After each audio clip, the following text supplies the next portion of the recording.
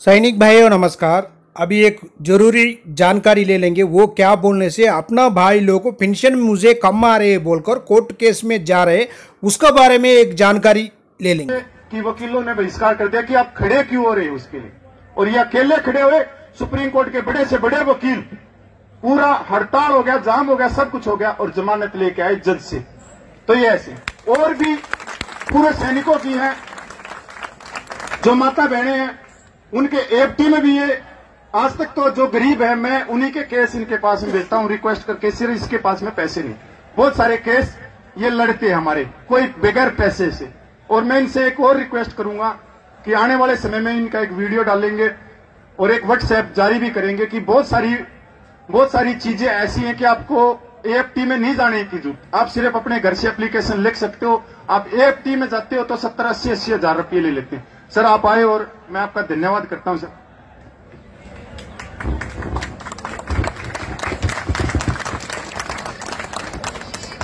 जय हिंद, जय हिंद, जय हिंद।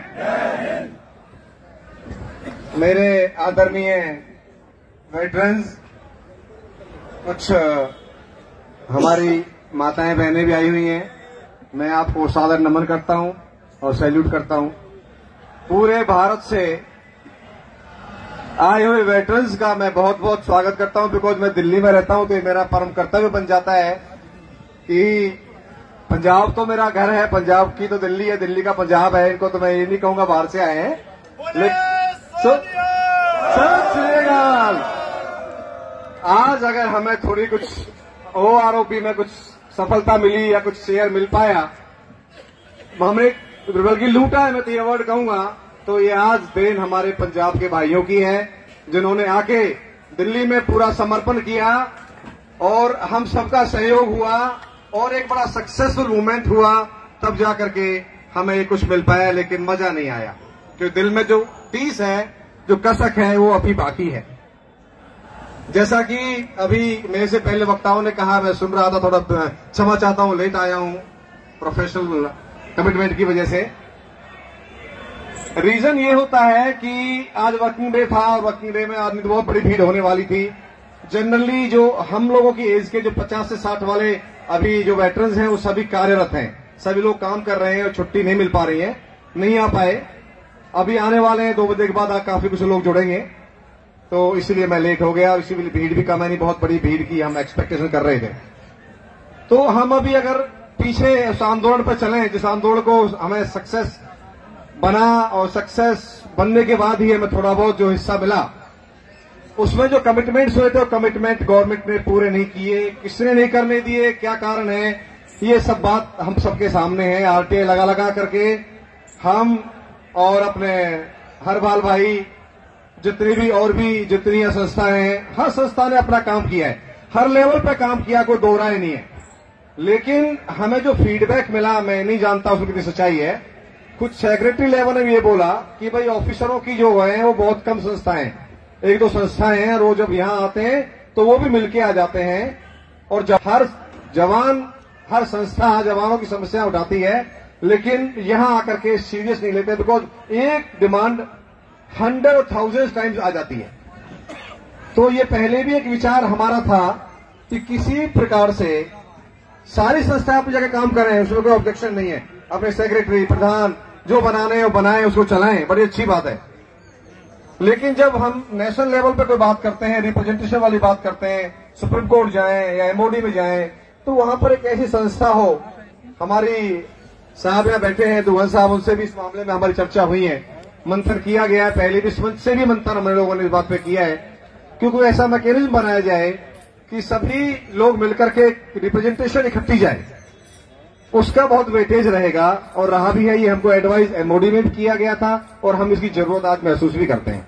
तो मैं कहूंगा कि इस पॉइंट पे जरूर आप ध्यान दें, तो जो इफेक्टिवनेस आए हमारे किसी मूवमेंट का या हमारे किसी रिप्रेजेंटेशन का। हम सब यहां पर इकट्ठे हुए हैं डिस्क्रिमिनेशन के अगेंस्ट में। भाई भेदभाव तो मंजूर बिल्कुल नहीं। अगर गवर्नमेंट में पैसे नहीं है देने के लिए, तो जो दे रहे हैं उसको रोक दो।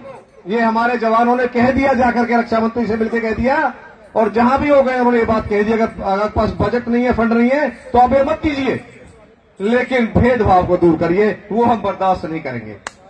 भेदभाव बर्दाश्त नहीं हो। जी actually one rank one pension तो बना ही जवानों के लिए था, खुशियारी कमेटी की रिकमेंडेशंस में भी है, लेकिन ऐसा मिस रिप्रेजेंट किया गया चीजों को, और जो हिस्सा हमारा था उस हिस्से को अधिकारी वर्ग ले गया और ऑफिसर रैंक ऑफिसर पेंशन बन के रह गई। वन रैंक वन पेंशन का तो नाम ही नाम रह गया। ये हम सबके सामने है। रिवीजन होना था, एनएमओली दूर होनी थी, ऐसा आश्वासन दिया, लेकिन अभी तक प्रैक्टिकली कुछ नहीं हो पाया है। जहां तक हमारे भाई कपिल ने बताया डिसेबिलिटी का, एमएसपी का, फैमिली पेंशन्स का, अलाउंसेस का, इनमें बहुत डिस्पैरिटी है जो गवर्नमेंट को बहुत सीरियसली सोचना चाहिए, बहुत सीरियस होना चाहिए। दुश्मन में पूरी टुकड़ी लड़ती है, उसमें जवान होते हैं, अफसर होते हैं, सब होते हैं, तो दुश्मन की गोली ये नहीं देखती कि ये सीना किसी जवान का है कि ऑफिसर का है, ये हाथ किसी जवान का है कि ऑफिसर का है। वो इकट्ठे लड़ते हैं, इकट्ठे मरते हैं, वो इकट्ठी डिस्पैरिटी क्यों? अगर हाई एल्टीट्यूड -50 है तो सभी के लिए -50 है। वो ऐसा नहीं है किसी के लिए 40 है, किसी के लिए 7 है।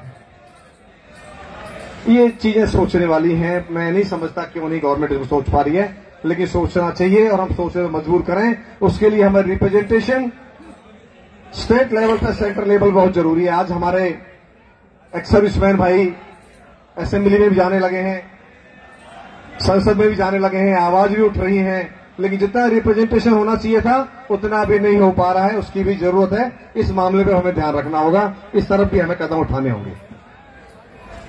अब जहां तक बात होती है, हमारे भाई ने कहा था कि भाई लोगों के वेलफेयर की, देखिए मैं प्रोफेशन से एक एडवोकेट हूं। हमेशा एक दिल में एक सॉफ्ट कॉर्नर रहता है कि मेरा कोई फौजी भाई मेरे पास आया है, मैं इसके लिए क्या कर सकूं, वो मुझे हमेशा सोचना चाहिए। और मैं सारे अपने वकील भाइयों को तो खासकर रिक्वेस्ट करूंगा जो इस प्रोफेशन में हैं, खासकर एक्स सर्विसमैन या वेटरन्स के जो केसेस देख रहे हैं, वो फीस को अपना फर्स्ट प्रायोरिटी ना दें। ऑफकोर्स एक्सपेंडिचर चाहिए होता है, खर्चा होता है, लेकिन ऐसा नहीं है खर्चा ही सब कुछ है। अगर हम जवानों का उनका हक दिलाएंगे, उनका मान सम्मान दिलाएंगे, तो वो हमें ये महसूस कराएगा कि ये सबने अपने जवान का, अपने भाई का मान सम्मान वापस दिलाया है, उसको नौकरी वापस दिलाई है, तो वो हमारी फीस से ज्यादा मैं समझता हूं साबित होगा। मैं हमेशा इस उद्देश्य के साथ काम करता हूं। कोई भी भाई आया, कोई जवान आया, जो फीस है तो दे दे, नहीं है तो कोई बात नहीं, आप काम करेंगे। एक अभी रातों रात एक केस हुआ था जो राजस्थान में, आपको याद होगा कि हमारे जवान को मारा पीटा गया, वो बेचारा भागा। अभी जान बचा के अगर उसे मार दिए होते, शूट आउट कर दिए होते, तो आर्मी ने तो उसको गुमशुदा करके और दुनिया भर के इल्जाम लगा दिए। तो रातों रात हम लोगों ने हाईकोर्ट में पिटीशन मूव की और ये इंश्योर किया कि हमारा जवान को हम प्रोड्यूस करें, ताकि वो आर्मी अथॉरिटीज उसको मिसगाइड करके या गलत पोर्ट्रे करके उसको शूट आउट ना करते। उसमें बहुत बड़ी बदनामी हो रही थी आर्मी की, उस बंदे को बहुत मारा था। तो ये हादसे हो रहे हैं, लोग सुसाइड कर रहे हैं, या सुसाइड लोग अपने आप को शूट कर रहे हैं, हैंग कर रहे हैं। ये बहुत बड़ी बात है, बहुत दिल को झकझोर के रख देती है ये सारी चीजें कि आज के जमाने में हम क्या, वो अंग्रेजों के ब्लैक अंग्रेजों की गुलाम तो हम लोग नहीं है। मैं समझता हूं, मैं चैलेंज देता हूं, मैं किसी भी ऑफिसर से ज्यादा क्वालिटी और क्वालिफिकेशन रखता हूं। आज आपको चैलेंज कर दीजिए, कम in education, come in speech, किसी भी टॉपिक पर बात कर लीजिए। मैं अपना काम कर रहा हूं, तुम अपना काम कर रहे हो, तुम्हारे पे पक्ष अपनी जगह है, तुम्हारी प्रमोशन अपनी जगह है, तुमने कमीशन लिया है, मैंने कमीशन नहीं लिया। तुम्हारी जब सब कुछ अपने हिसाब से है, तो तुम्हारे जो हमारे एमएसपी हैं, जो डिसेबिलिटी पेंशन है, जो फैमिली पेंशन है, उसमें फिर डिसेबिलिटी क्यों है भाई? वो बिल्कुल नहीं होनी चाहिए। आपको प्रमोशन मिल रही है, आपको पे मिल रही है, रैंक पे मिल रही है, सब कुछ मिल रहा है। अगर हाथ कट जाता है तो वही हाथ, मेरा भी वही हाथ है, आपका भी वही हाथ है। कोई सोने चांदी के हाथ तो नहीं है, लोहे का हाथ तो नहीं है। तो ये पॉलिसी जो बनाई गई है, ये ऑफिसर्स ने बनाई गई है, ये मैनिपुलेट ऑफिसर्स कर रहे हैं, बट अकाउंटेबिलिटी तो डेमोक्रेसी में गवर्नमेंट की आती है। अगर हम ये कहें कि गवर्नमेंट की गलती नहीं है, बिल्कुल गलती है। गवर्नमेंट की अकाउंटेबिलिटी है कि डिस्पैरिटी को दूर करें। जब इतनी रिप्रेजेंटेशन जा रही है और जवानों का आक्रोश सामने आ रहा है, ग्राउंड लेवल पर नजर आ रहा है। आज छुट्टी के दिन भी, छुट्टी का दिन नहीं है, वर्किंग डे, इतने भाई हमारे ऑल ओवर इंडिया से प्रेजेंट हैं, तो ये सिग्नल जरूर गवर्नमेंट के पास जाएगा। और गवर्नमेंट को ये सोचना चाहिए कि वो ऐसी पॉलिसीज फॉर्मुलेट करें जहां पर डिस्क्रिमिनेशन बंद हो। बहुत जरूरी है, बहुत जरूरी है। आने वाले जनरेशन के लिए हम ये काम कर जाएं। मुझे हमारे ताऊ जी हैं सुहाग साहब, मुझे आप भी उनका सेंटेंस याद है। उन्होंने ये कहा था रक्षा मंत्री को जाकर के, सर मेरी पेंशन बंद कर दीजिए, लेकिन जवानों के साथ भेदभाव बंद कर दीजिए। अगर तुम्हें लग रहा बजट नहीं है, आप मेरी पेंशन बंद कर दीजिए। इस प्रकार की स्टेटमेंट देना रक्षा मंत्री को, भाइयों बहुत बड़ा जिगरा चाहिए। बोला मैंने अपनी जिंदगी जी ली, मुझे नहीं चाहिए कुछ भी। मैं आने वाली जनरेशन को एक ये रास्ता दिखाना चाहता हूं कि हम लोगों ने नॉट ओनली बॉर्डर पर लड़ाई लड़ी, देश में जब हमने ड्रेस पहन रखी थी तब हम देश के समर्पित थे, हम आज भी वो लड़ाई लड़े हुए हैं ताकि ये आने वाली जनरेशन के लिए डिस्क्रिमिनेशन फिनिश हो जाए। ये जज्बा रखना चाहिए। और वो संस्थाएं 1 रुपया किसी से डोनेशन नहीं लेते, अपनी पेंशन अपने जेब से खर्चा करते हैं। यार ये संस्था है, इनका एग्जाम्पल लेके चलिए। मैं सभी संस्थाओं से निवेदन करूंगा कि आप वेलफेयर के लिए आइए प्लीज। पॉलिटिकल तो आपका अपना बन ही जाएगा, वेलफेयर के लिए आइए। कपिल भाई को मैं एग्जांपल देके सबके सामने खड़ा है, यंग लड़का है, क्या उम्र है इसकी, इस पे कितने केस लदवा दिए गए, झूठे केस लदवा दिए गए, क्योंकि इन्होंने ये बात सच्चाई कह दी थी। इन्होंने एक वीडियो वायरल कर दी थी कि जहां एक जवान एक कुत्ते घुमा रहा था और वो कुत्ता किसी लेडी का था। उस लेडी ने अपनी कई लेडीज की मोडेस्ट जो है वो मोडेस्टी जो है भंग हो गई और वो ऐसा मैनेज किया गया। डिस्ट्रिक्ट कोर्ट से भी वो डिसमिस कराई, हाई कोर्ट से भी एंटिसिपेटरी बेल डिसमिस कराई, फिर सुप्रीम कोर्ट में जाके हमें न्याय मिला। मेरे कहने का मतलब ये है कि कितना ये लोग मैनिपुलेट कर रहे हैं, सर्विस में रह के कितना करते होंगे आप अंदाजा लगा सकते हैं। हमारा जवान किन परिस्थितियों में रहकर के देश की सेवा कर रहा है, उसके साथ साथ में इन ऑफिसरों की अफसरगिरी को झेल रहा है, उस गुलामी को झेल रहा है। वो जिस जवान से नहीं झेली जाती है वो बेचारा सुसाइड कर लेता है। ये this is the only reason, और जिसको गवर्नमेंट सीरियस नहीं ले रही है। कितनी बार पार्लियामेंट में क्वेश्चन उठाया गया है। तो ये जागरूकता में इस मंच के माध्यम से गवर्नमेंट को अपील करना चाहूंगा, रिक्वेस्ट करना चाहूंगा, प्लीज जो काले कानून अंग्रेजों के जमाने के बने हुए हैं हमारे फौजी कानून व्यवस्था में, उसको प्लीज चेंज करिए और बिल्कुल जो सुधार लाना है ग्राउंड रूट लेवल से, उसको प्लीज सुधार करके एक ऐसी व्यवस्था बनाएं जो आज यूरोप में, इजराइल में बनी हुई है। वहां एक जवान, वहां बैस अलग नहीं है। एक एयरफोर्स का सार्जेंट वो पक्का रन देता है, वो जहाज के इंजन को फ्लाइंग के लिए फिट करता है, वो सर्टिफिकेट देगा तो कैप्टन उड़ाएगा। वो एक मैस में खाना खाते हैं, वो इकट्ठे रहते हैं, वहां पर कोई डिस्पेरिटी नहीं है। गाड़ी में आएंगे, गाड़ी में जाएंगे, एक मैस में खाना खाएंगे। क्या वो एयरफोर्स नहीं चल रही? क्या वो आर्मी नहीं चल रही है? ये भारत में ही है केवल कि अंग्रेज के अफसर है, जवान है, क्योंकि वो जवान कॉम्पिटेंट है, वो लड़ने के लिए फौज में आया, देश की सेवा करने के लिए, मां भारती की सेवा करने के लिए आया है। किसी अफसर के जूते पॉलिश करने के लिए नहीं आया, वो किसी घर में काम करने के लिए नहीं आया। शर्म आनी चाहिए ऐसे अफसरों को जो अपने घरों में अपने जवानों को नौकर रखते हैं। तुम्हें पैसे मिलते हैं, पैसे दीजिए, नौकर रखिए। जवानों को मैनिपुलेशन करते हैं, फिर जवान को छुट्टी नहीं मिलती, क्योंकि फॉर एग्जाम्पल 1000 जवान कहीं है और 100 जवान अगर कि घरों में काम कर रहे हैं, 200 काम कर रहे हैं, तो 800 जवान में छुट्टी की प्रॉब्लम आएगी। अगर 200 जवान वहीं रहे होते तो सभी को 90 डेज छुट्टी भी मिलेगी और एक गलत प्रथा का जो चलन है वो भी बंद होगा और मान सम्मान भी मिलेगा। स्वाभिमान से एक जवान अपनी नौकरी करेगा, देश की सेवा करेगा। ये तत्काल प्रभाव से बंद होना चाहिए। इस मंच के माध्यम से मैं रिक्वेस्ट करूंगा, मेमोरेंडम भी देने जाएंगे इसके बाद में, और गवर्नमेंट को इस बात का आश्वासन हमें देना चाहिए कि तुरंत प्रभाव से इस गंदे कानून को, इस गंदी व्यवस्था को बंद कर दिया जाए। भाइयों, मैं ज्यादा समय नहीं लूंगा। जो भी कोई सेवा मेरे लायक हो, अगर मैं दिल्ली में रह करके कानून व्यवस्था के जरिए अगर किसी भाई की किसी समस्या का समाधान कर पाऊं तो मुझे बहुत खुशी होगी। मैं कहीं कार्ड नहीं जाके बांटता हूं, पैसे कमाने के लिए कभी मैं पब्लिसिटी नहीं करता हूं, ना मैंने आज तक कभी की है। जो लोगों ने किया और लोग पॉलिटिकल चीज भी लेके बैठ गए, पोस्ट लेके बैठ गए और आज उनके अगेंस्ट में काम करते हैं। I am not from that category. भगवान ने बहुत कुछ दिया है।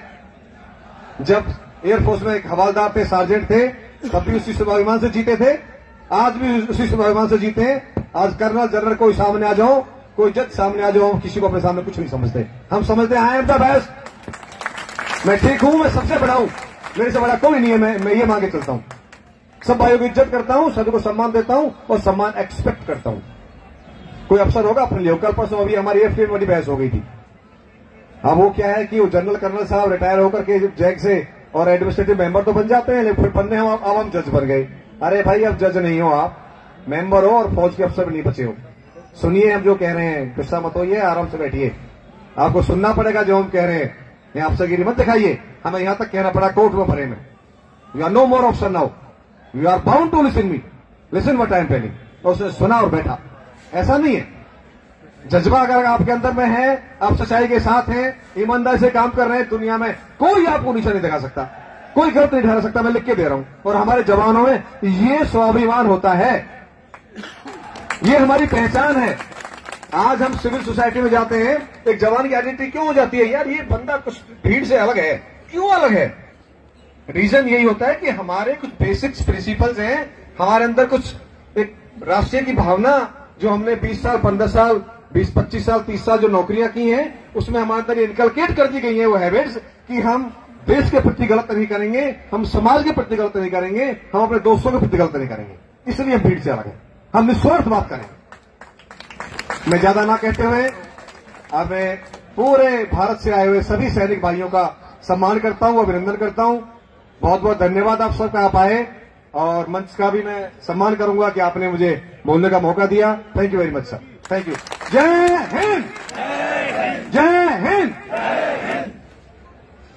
ਇਹ ਸਾਡੇ ਐਡਵੋਕੇਟ BP ਵੈਸਲਰ ਜੀ, ਇਹਨਾਂ ਨੂੰ ਅਸੀਂ ਬਹੁਤ ਪੁਰਾਣੇ ਜਾਣਦੇ ਆ, ਸਾਡੇ ਨਾਲ ਬਹੁਤ ਕੰਮ ਕੀਤਾ ਸੰਘਰਸ਼ ਕਮੇਟੀ ਦੇ ਨਾਲ। ਸਾਡੇ ਵਿੱਚ ਹੋਰ ਵੀ ਐਡਵੋਕੇਟ ਬੈਠੇ ਆ, ਮਿਸ਼ਨ ਦੰਨਾ ਤਲਵਾਰ ਜੀ, ਪਰ ਉਹ ਸਟੇਜ ਤੇ ਨਹੀਂ ਆਉਣਾ ਚਾਹੁੰਦੇ। ਆ ਇੱਥੇ ਕਈ ਭਰਾਵਾਂ ਨੇ ਇਹ ਵੀ ਦਲੀਲਾਂ ਦਿੱਤੀਆਂ ਕਿ ਸਾਨੂੰ ਰਾਜਨੀਤੀ ਜਾਣਾ ਚਾਹੀਦਾ, ਸਾਨੂੰ MLA MP ਬਣਨਾ ਚਾਹੀਦਾ। ਅਸੀਂ MLA MP ਵੀ ਬਣਾ ਕੇ ਦੇਖ ਲਏ।